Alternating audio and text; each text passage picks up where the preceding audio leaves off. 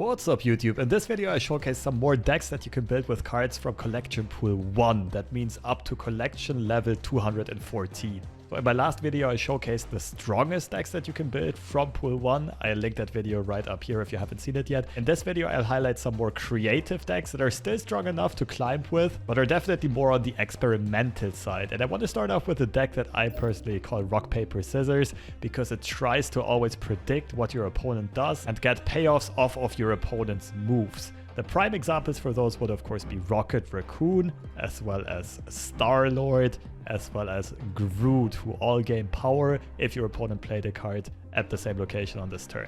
Gamora also has the same effect, just a little bit stronger as a card overall, and Mantis, same condition but different effect, allows you to draw a card from your opponent's deck to basically steal a card. Besides that, we have a bit of disruption and control tools in Electra, who can snipe out one of your opponent's one-cost units. We have Enchantress, who counters ongoing cards and also has a very interesting synergy in this deck, and that is with Lizard.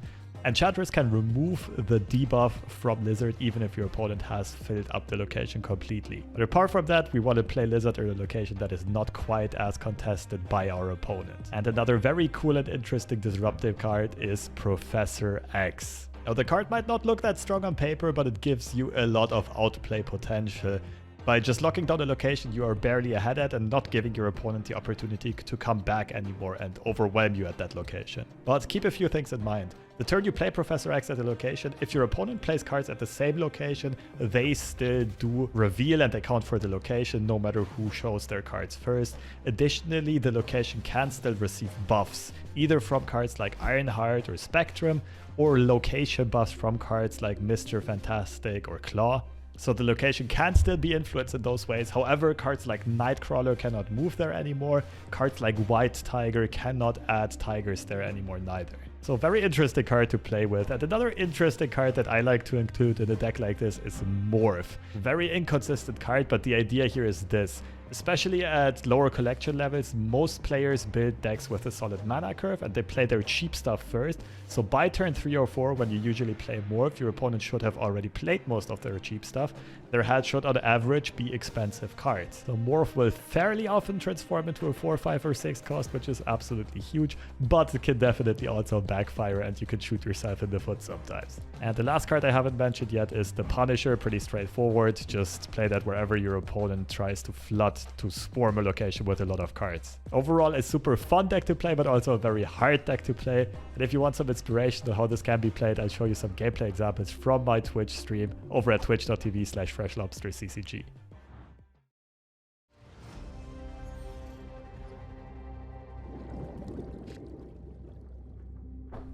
Okay. Why retreat? Because our opponent only needs to put any card with more than 3 power right side and they win.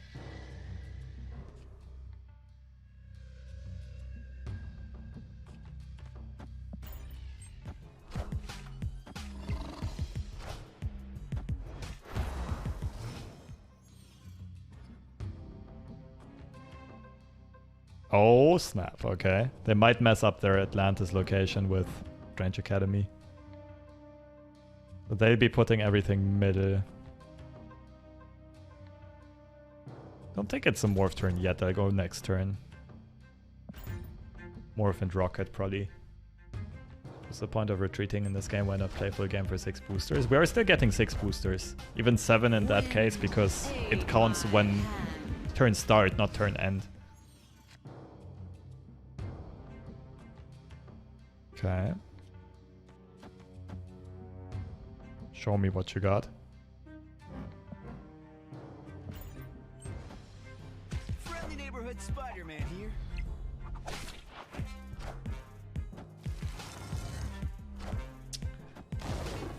Dude! I'm low rolling so hard.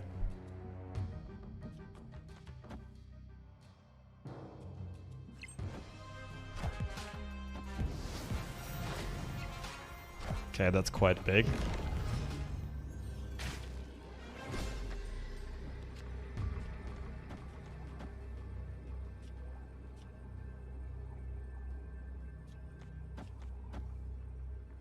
my opponent's last card.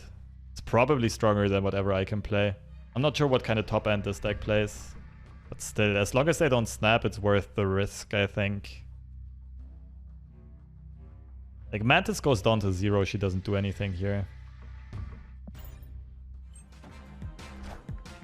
It's -2. Oh no, if it buffs Wong. Okay, it buffed Wong. Big place! We got lucky there that it didn't hit Wong. They had very high chances.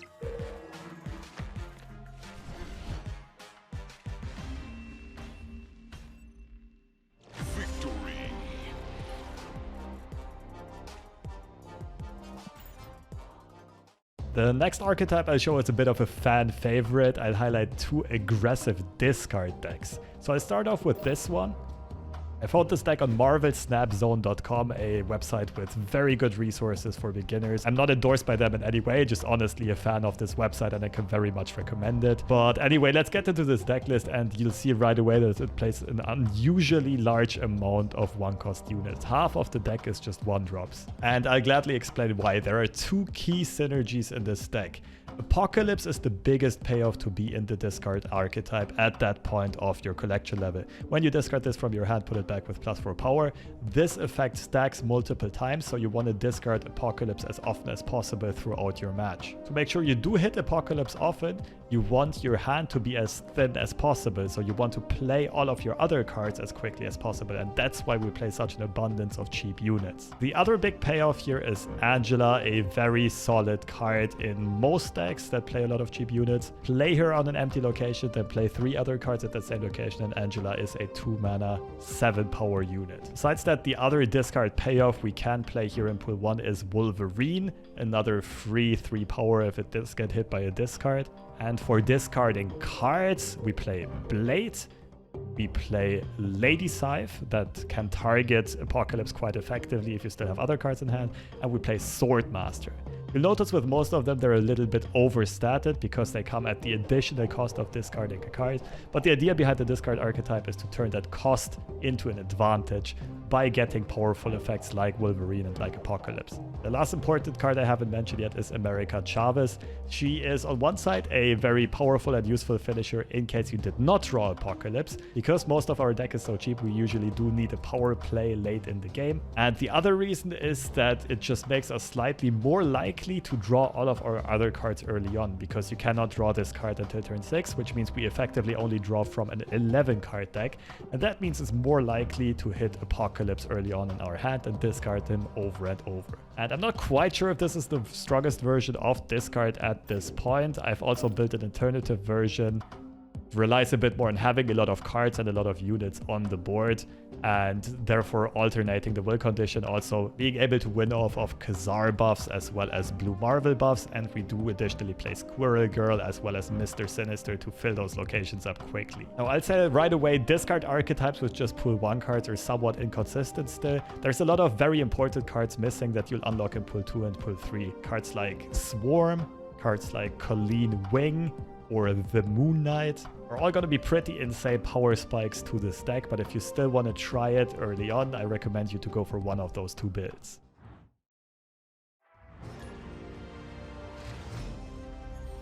Game really reminds me of Q, but better. I'm not quite sure what Q is. Can we make our opponent deck out? Do this 4 times? It's not really worth it though.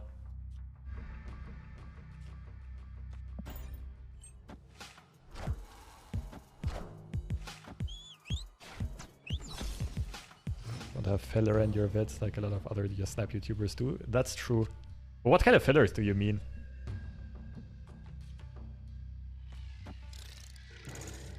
I think we just spam Swordmasters here.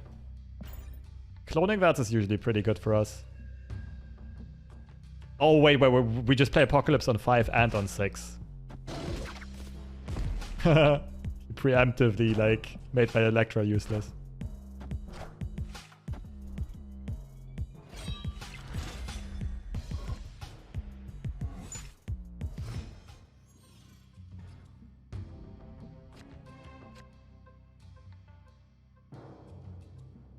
Play Scythe now, then next turn Swordmaster and Scythe, I think.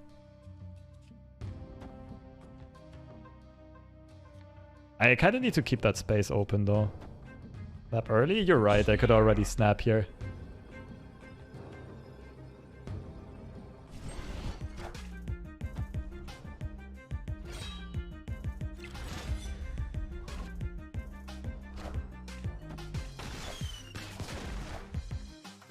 Huh? You already played Killmonger. Interesting.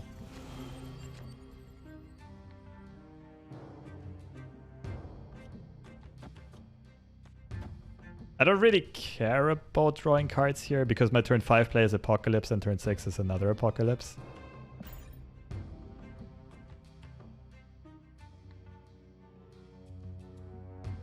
So I'm not gonna go too heavy on this one. I should maybe play Wolverine middle though.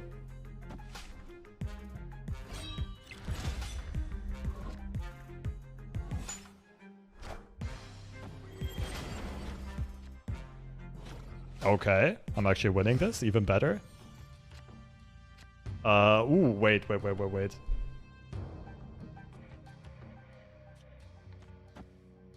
We want another blade because we can replay him again next turn. That looks about right. Proceed stab could be give each player 10 to 20 cubes and they battle it out till one is out. Yeah, that's what they announced in the development roadmap. That's their idea for competitive.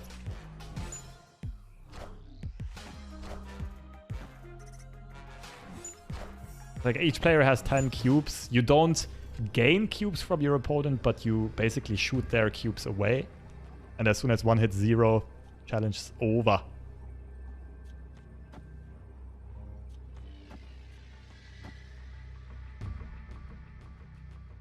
GG.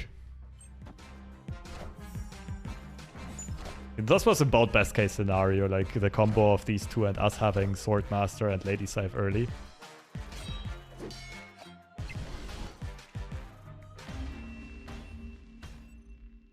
Victory.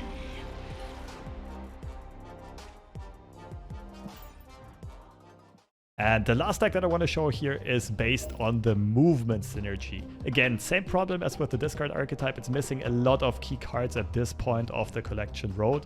But if you really want to try the movement synergy, the movement archetype, this is the best that I could come up with. We play Multiple Man as one of the big payoffs for moving your cards around, as well as Craven.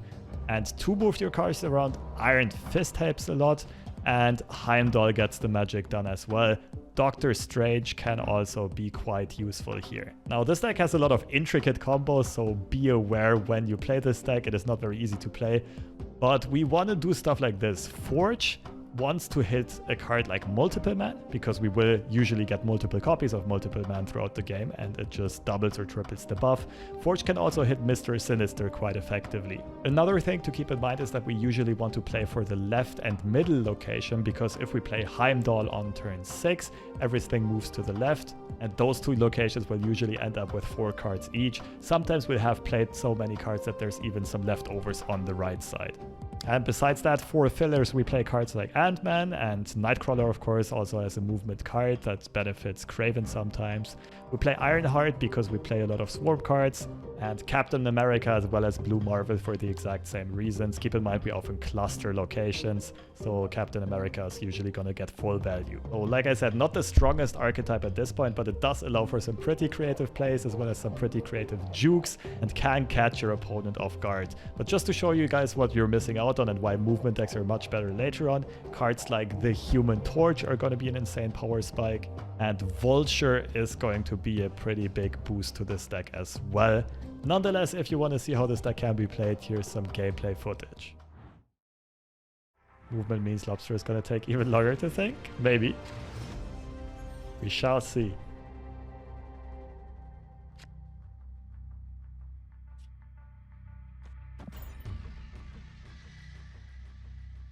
Strongest pool 1 deck is Odin. Either Odin or Spectrum ongoing. Dinosaur is also quite strong. Dinosaur and Moon Girl.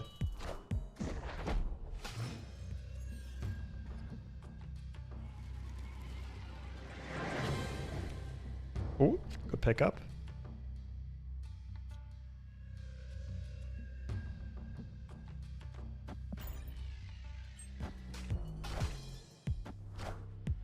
No. Why you do this? I'm not quite sure why sometimes cards are gray. I don't think it's supposed to be a card art variant. Okay, this is nice. Multiple man got buffed and we can buff him further with the Forge. Ooh, and we can get multiple man. Haha. Like Buster Pool 1, it's fun with multiple man. Oh, it might be. Supposed to play a Spectrum over Onslaught. I usually would. Give me a second here.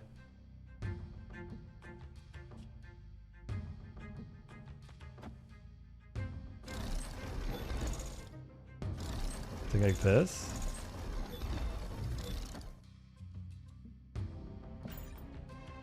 Ah, I misordered. No. I need to play Ant-Man first.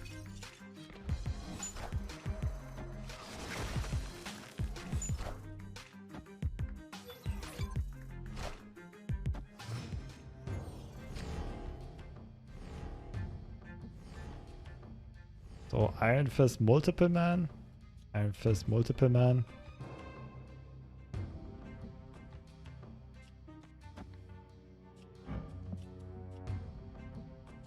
Oh, I messed up so badly. These would have all been 6 power instead.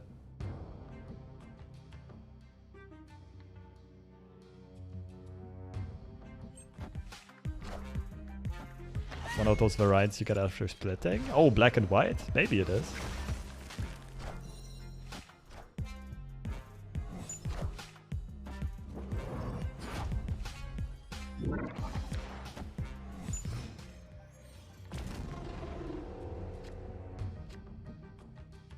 Oh, I forgot I can't even play these. Too expensive.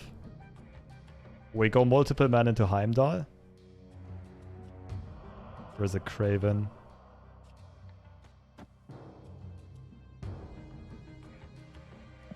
So what's gonna happen? Multiple man here.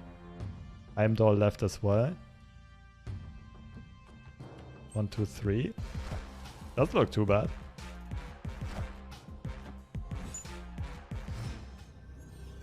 So our opponent's power plays are like Khazar, Blue Marvel, and they're not that powerful.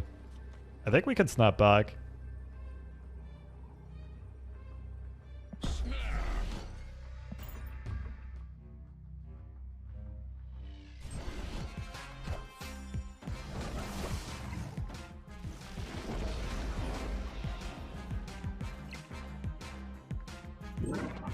Rip, rip. Not too bad, eh? Even though I messed up and didn't buff my multiple man.